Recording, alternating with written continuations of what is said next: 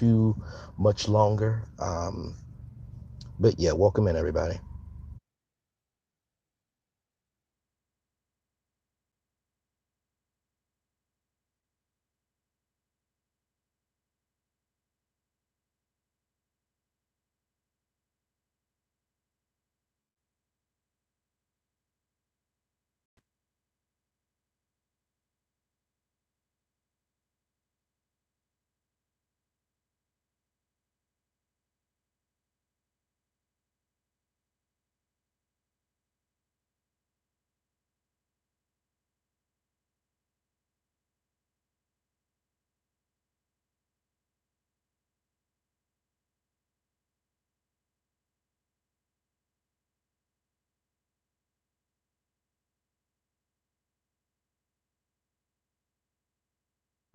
Hey y'all, I'm just getting some food real quick here. Hopefully all is well. I probably won't be on long.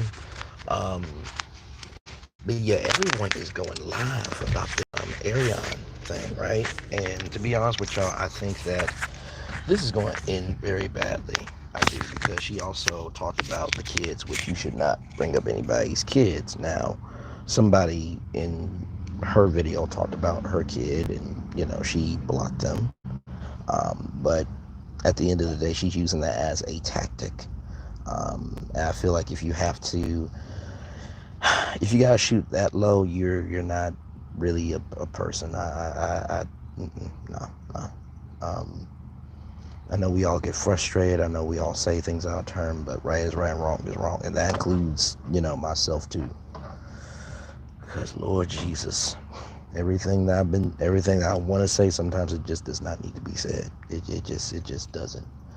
Um, but I will be making a video on it. Just know that I'm always coming from the kids' point of view in anything and everything I do, because I think that gets lost on these YouTube streets, is that these are kids here, and even though we want to go after them, we gotta recognize that if they're not good, then we're not gonna be good either. You know what I mean? So,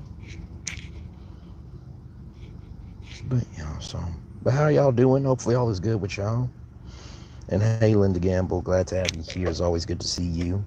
I was just on Tea Talk with your girls channel for just a little bit, so I'm just getting me some food now.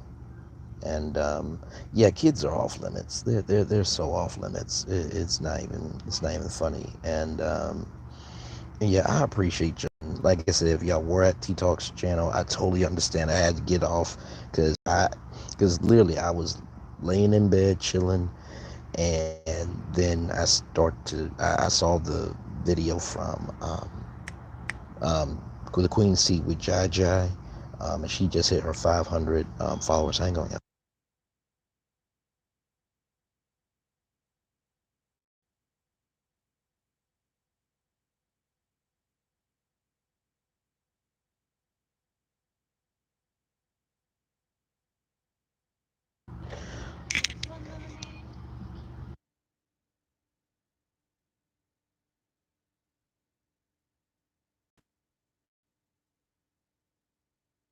But yeah, so I was literally laying in bed just chilling out, and then I see the video from Queen's Tea with Jai Jai Nan, and shout out to her because she just hit her 500 subscribers, so she's now monetized. Shout out to her. And yeah, it was just a video that she did not need to do. Um, and the fact that she told that story, that she finessed the blogger. You said out loud of a crime that you did by sharing revenge, cape, um, a revenge cape tape that, well, corn basically. But y'all get what I'm saying. But it's just, if you really are about your business, hey Rue, good to see you, Queen. If you are really about your business, then you should have business to attend to. It makes no sense, because at the end of the day, when you do go to family court, they will use all of this in court. They will use the fact of how is you going, or how are you going on Instagram Live productive for your kids. They will ask about, the kids' mental health. The kids may have to speak, and it's just, I don't know, y'all. I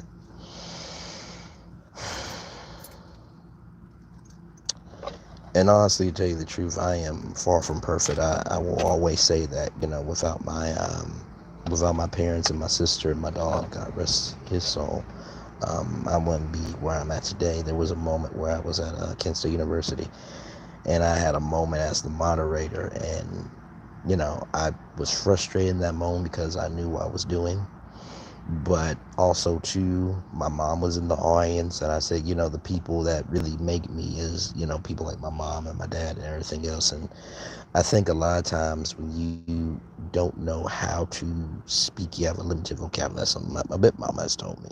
That's something my mom has told me. You're better than that. And I think that sometimes parents do the best that they can, but they also don't realize that doing the best you can, even though it works for you, may not work for your kids. And, as they often say, one day you're going to meet your own match. That, because kids these days, oh my goodness, they have a mouth on them that I know I would not have gotten away with it growing up. Not at all. Not at all. Like I will watch Superman and know exactly what I would get a whooping for. Would know exactly what we get a whooping for. And I think that goes to home training. Um, and it's just doing what you say that you're going to do. And, there are times where I do feel weird as a 28-year-old, born in 1994, because, I look around and I'm just like, is this what we're doing? Like, being in a relationship is a status now. It can't just be genuine love anymore.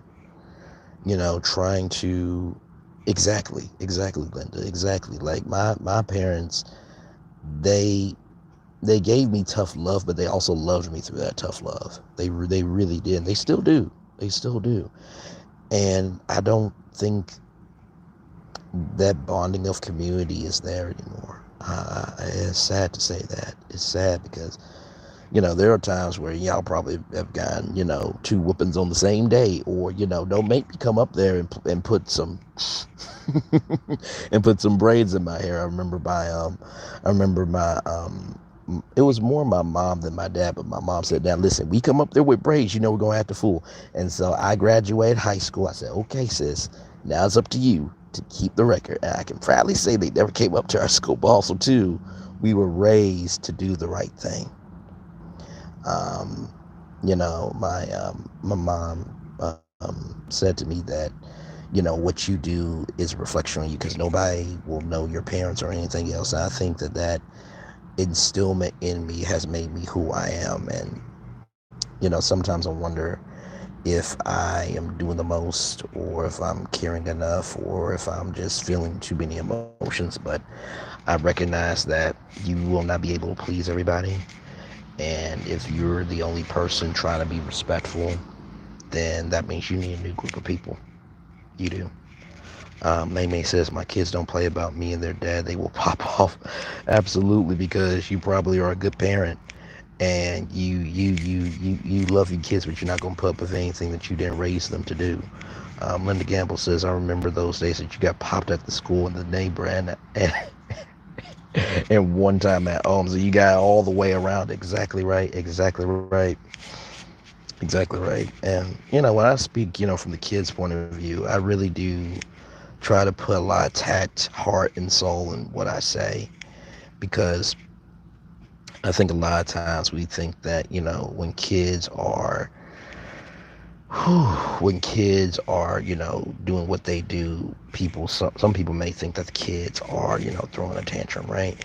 But sometimes tantrums are a way of communicating, right? Um, and I think that a lot of times in life, we will hear someone scream and just think of it as noise, but not really see, okay, wait a minute, what's behind the scream, right? Um, and sometimes it's really like, for example, y'all remember Toys R Us, I don't want to grow up, I'm a Toys R Us kid. Y'all know the jingle. But there will be times where, a kid, including myself, will be at Toys R Us and be like, Mommy, Daddy, I want that toy. But it's not really usually about the toy. It's just the fact that they want something of their own.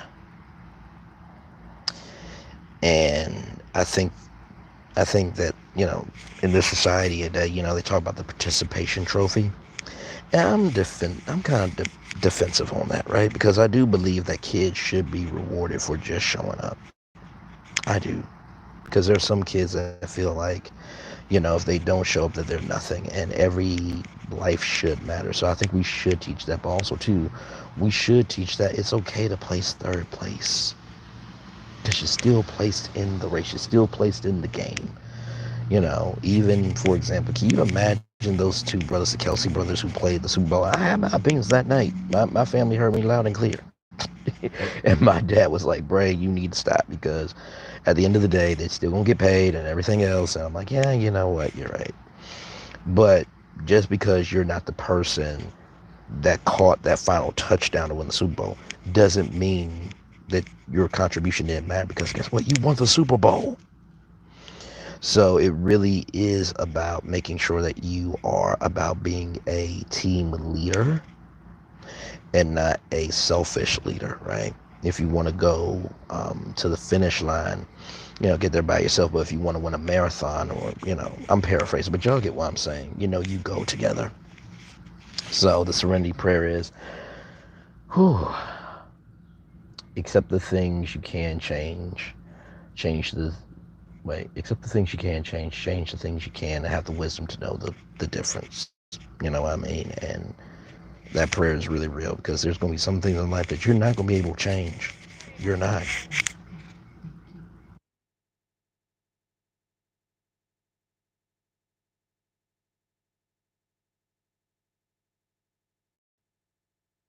All right, y'all. But no, yeah, there's gonna be some things in life that you will not be able to change at all. You will not. No matter how hard you try, you just won't be able to, because people are going to have the masterpiece that they have in their heads about you.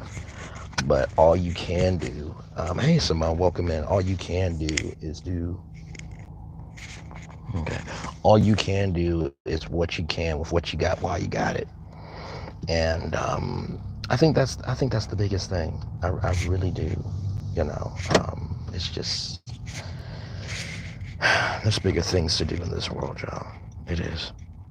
It really is. So how's y'all day going? Hopefully all is well. It's looking like it's beginning to rain where I am right now. Got me some food here, and yeah. So,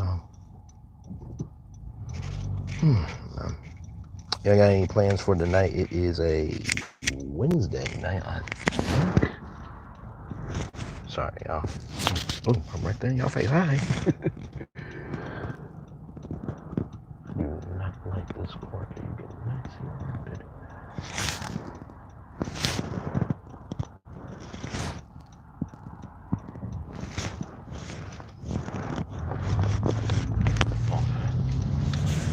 Whew, Lord Jesus. But yeah, y'all, my phone is on like 15%, so I'll probably will ride with y'all for just a little bit, and then I'll probably cut it off here. If y'all do want me to come back tonight, I could probably come back tonight at like maybe, 7:30 is about to be here I'm at, but maybe I can come back at like at 7:40 or something like that. But I did want to come on just to, speak on it just a little bit, because I feel like you guys have heard my voice now for a couple of videos, and y'all know about right is right and wrong is wrong. I was kind of debating on going live, because everyone is going live.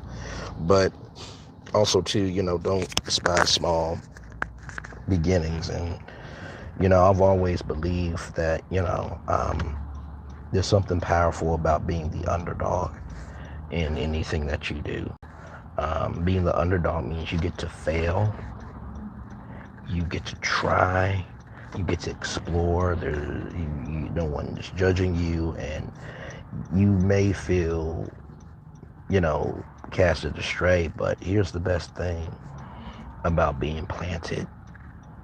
Usually the biggest roses and best, things that are grown in a botanical garden are usually the things that are the biggest and the most seen. But the biggest thing that you've seen at the botanical garden usually start off small. It usually started off small. It had to be nurtured and watered and cared for, and it had to be hidden for a while. So to all of you who may feel that you're not growing, as long as you're watering yourself, as long as you're giving yourself the best sunlight that it needs to matter for you, and you're being responsible, then that's what you need to do. And you will grow when it's time. Because sometimes if you grow too big, the weeds will take over other things and you'll have to be cut down.